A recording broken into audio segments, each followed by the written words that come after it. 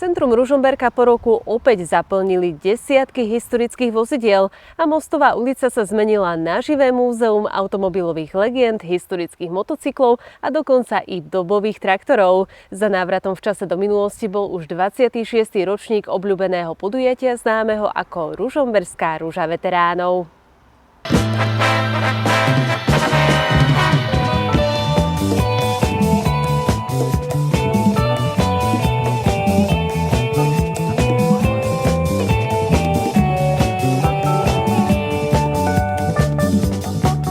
Lesklé karosérie, ale aj hrdzavý duch času, vôňa benzínu a k tomu všetkému samozrejme purácajúce motory.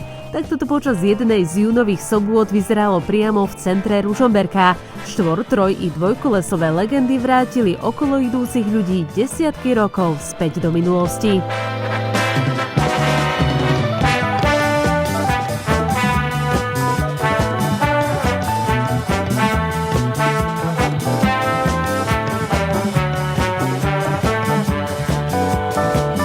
Na tom sme vyrastali, nie až tak úplne doslova, ale je to tie roky 60. To človek ešte mal pár rokov, ale v podstate to prežil a je to taká nostalgia. Hovorí majiteľ tejto 64-ročnej krásavice Škody Felície z roku 1961. Model kabrioletu z dielne českej automobilky je dodnes považovaný za jeden z najkrajších.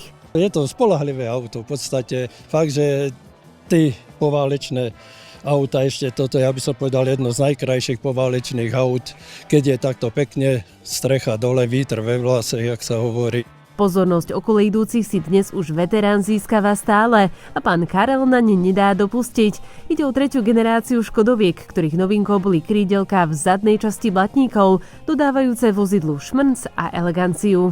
Dá sa to pomerne ľahko opraviť, je to nízkootáčkový motor, takže stačí tam kombinačky, šrobovák, žiadna elektronika, hláhnúť pod to a v podstate by to takto fungovalo. No zatiaľ nejaké závady na tom veľké neboli, musím to zaklepať na drevo, že?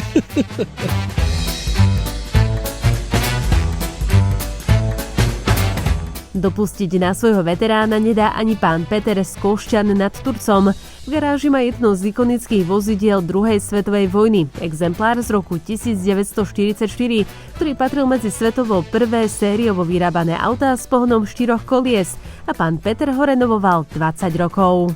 Toto je Jeep Willys.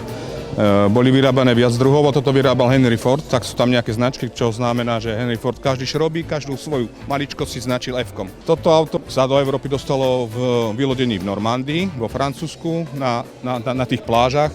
Drsné terénne vozidlá, ale aj modely, ktoré si získali srdcia bežných ľudí. Autá s elegantnými krivkami či športové žihadlá. V centre mesta sa predviedli štvorkolesové tátoše približne 20 renomovaných značiek, vyrobených až na pár výnimiek do roku 1960. Celkové je 79 účastníkov ako posádok aj s motocyklami, je nejakých 16 motocyklov, ostatok sú automobily.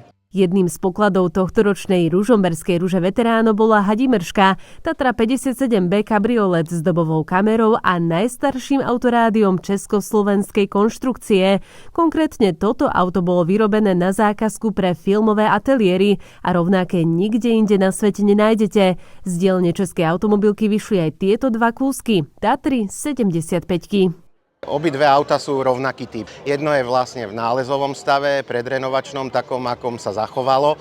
Je tam, dá sa povedať, že tých 80 až 90% originálnych prvkov a tým pádom, jak išla tá doba, tak teraz v podstate tie auta, ktoré ostali v tom nálezovom pôvodnom stave, sú, dá sa povedať, že cennejšie. Ale ocenia to relatívne len zberatelia. Ako taký bežný človek má radšej takéto naleštené, ale ten taký pravý zberateľ má rád v podstate, jak to auto vyrobilo sa a že sa dokázalo uchovať v takom stave až do dnešných dní. Jedinečnú prehliadku historických vozidiel Ružomberskú rúžu veteránov zorganizoval domáci automotoklub. Išlo už o 26. ročník podujatia aj s medzinárodným zastúpením posádok z Poľska, Česka, Maďarska a Rakúska. Prvom je to stretnutie tých veteránov, ktoré chceme tu naukázať na tomto námestí a je to po druhé taká stretávka tých ľudí, lebo ja sa budem opakovať, ale My sa niektorí poznáme pomalinky cez 30 rokov a prišli tu kedy s vnúčatmi a teraz tie vnúčatia chodia so svojimi deťmi.